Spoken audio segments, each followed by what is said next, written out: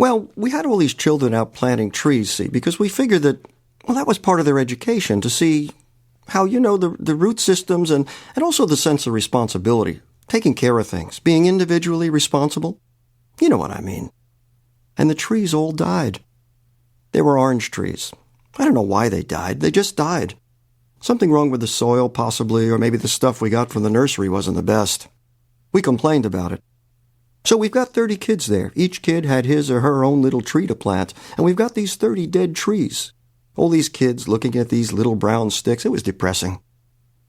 It wouldn't have been so bad, except that just a couple of weeks before the thing with the trees, the snakes all died.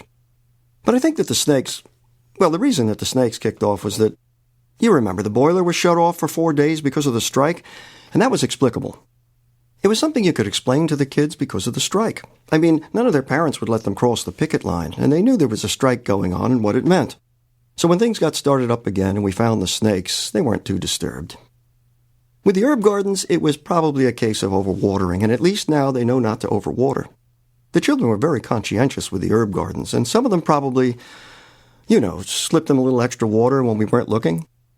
Or maybe, well, I don't like to think about sabotage, though it did occur to us. I mean, it was something that crossed our minds. We were thinking that way probably because before that the gerbils had died, and the white mice had died, and the salamander. Well, now they know not to carry them around in plastic bags. Of course, we expected the tropical fish to die. That was no surprise.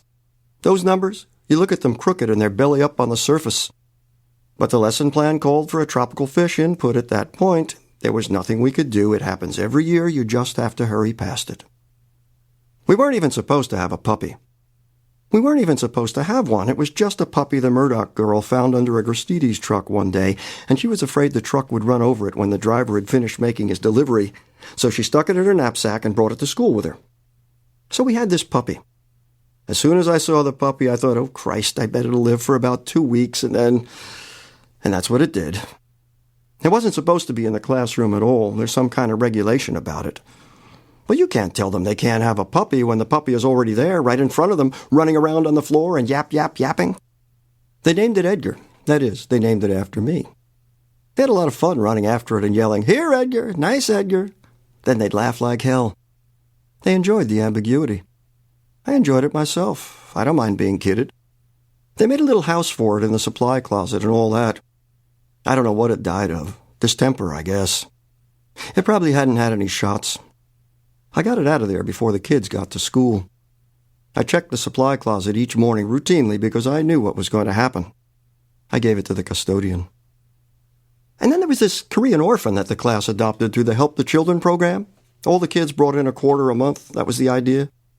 It was an unfortunate thing. The kid's name was Kim, and maybe we adopted him too late or something.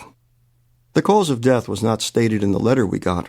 They suggested we adopt another child instead and sent us some interesting case histories. But we didn't have the heart. The class took it pretty hard. They began, I think nobody ever said anything to me directly, to feel that maybe there was something wrong with the school. But I don't think there's anything wrong with the school particularly.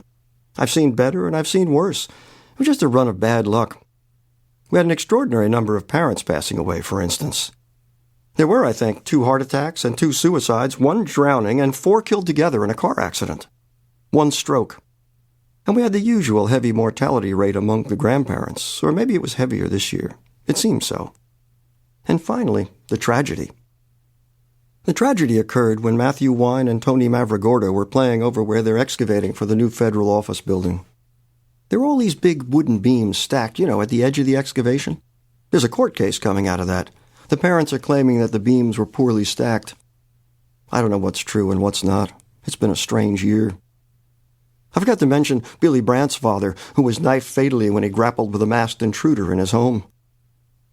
One day, we had a discussion in class. They asked me, where did they go?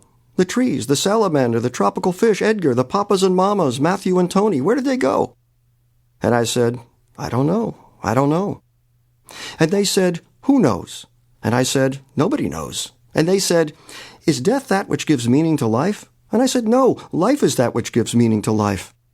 Then they said, but isn't death considered as a fundamental datum, the means by which the taken-for-granted mundanity of the everyday may be transcended in the direction of... I said, yes, maybe. They said, "We don't like it." I said, "That's sound."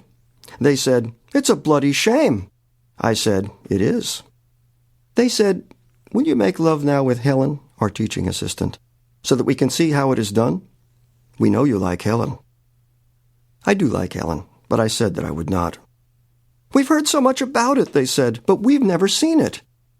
I said I would be fired, and it was never, or almost never, done as a demonstration. Helen looked out of the window. They said, "Please, please make love with Helen. We require an assertion of value. We are frightened."